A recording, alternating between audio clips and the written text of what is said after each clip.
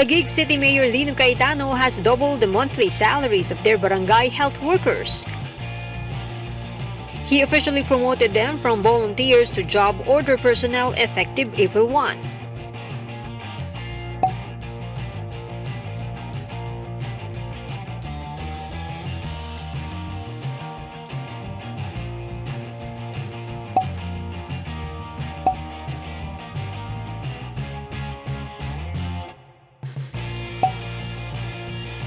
Instead of allowances and additional benefits, BHWs will receive a regular salary.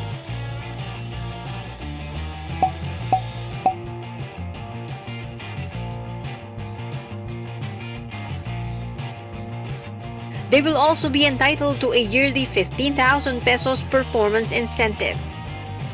Taguig has 854 BHWs in its 31 health centers and 3 24/7 super health centers.